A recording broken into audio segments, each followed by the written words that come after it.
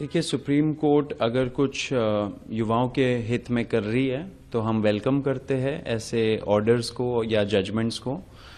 लेकिन supreme court जो कर रही है वो अपने तरीके से कर रही है, अपने आइडिया के हिसाब से कर रही है, वो करते रहे। हम लोग ग्राउंड पे थे बहुत टाइम से, हम लोगों की कुछ डिमांड्स थी एंड वो डिमांड्स पूरे होने चाहिए, वो सबसे इम्पोर्टेंट बात है। हमारा जो एक जो की डिमांड था वो था कि एफआईआर सारे विड्रॉ होंगे सारे प्रोटेस्टर्स के खिलाफ एंड फ्यूचर में भी कोई ऐसे एक्शन, रिटेलिएटरी मेजर, कोई भी एक्शन सरकार नहीं लेगी किसी भी प्रोटेस्टर के खिलाफ। अगर एंड ये लिखित में जो रिटर्न गारंटी होना चाहिए वो आ जाना चाहिए आज तक, मतलब कि ट्यूसडे तक आ जाना चाहिए। तो जितने भी सारे डिटेनीज थे, अरेस्टीज थे, उन सबको फ्री करना चाहिए, ये हमारा एक मुख्य डिमांड था।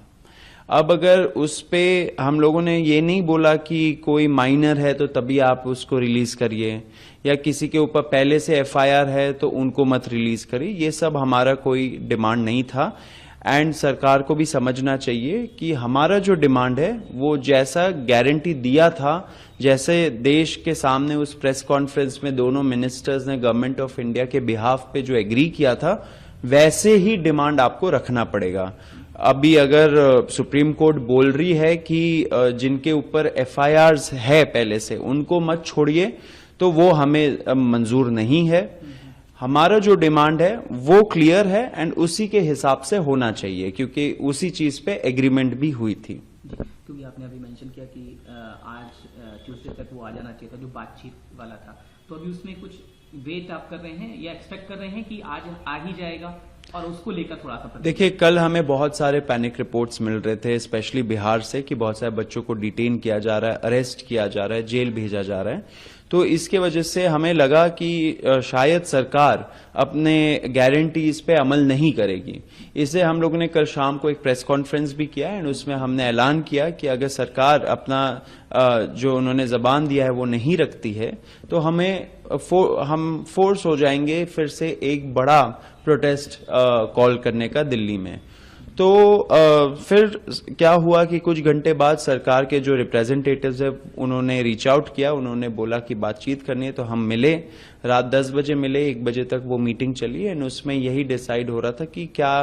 कैसे रिलीज होंगे, कौन कौन गवर्नमेंट्स ऐसे गारंटी रिटर्न गारंटी वो लोग नोटिफिकेशन निकालेंगे। आपने देखा कि बिहार ने भी निकाला, असम ने भी निकाला, तो हम लोग उसी चीज पे चर्चा कर रहे थे कौन कौन से ऐसे स्टेट गवर्नमेंट्स होंगे जो निकालेंगे एंड क्या लैंग्वेज यूज होना चाहिए उसमें, क्योंकि हमें यही आशंका थी कि अगर हम लोग कुछ केवियट डाले या कंडीशंस डाले कि पहले के एफआईआर्स नहीं होने चाहिए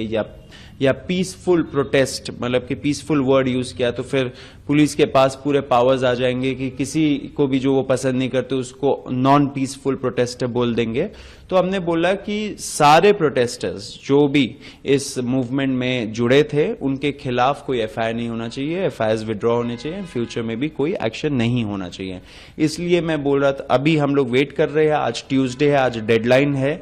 सरकार जितना मुझे लगता है कि अमल तो करना चाहिए सरकार को, हम लोग अभी भी वेट कर रहे हैं फाइनल जो नोटिफिकेशन है इन सारे स्टेट से, एंड दिल्ली पुलिस जो एलजी है वो निकालेंगे एंड सेंट्रल गवर्नमेंट के जो एजेंसीज है सारे, उसके लिए भी सेंट्रल गवर्नमेंट एक नोटिफिकेशन निकालेगी। तो हम लोग अभी वेट कर रहे हैं इस चीज का एंड आशा है कि वो करेंगे। लेकिन इसीलिए मैं बोल रहा हूं कि सुप्रीम कोर्ट अगर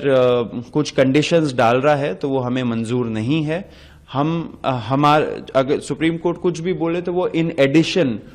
टू आवर डिमांड्स होने चाहिए। हम लोगों ने जो बोला वो होना चाहिए, उसके बाद सुप्रीम कोर्ट जो बोले, जो रिलीफ दे, वो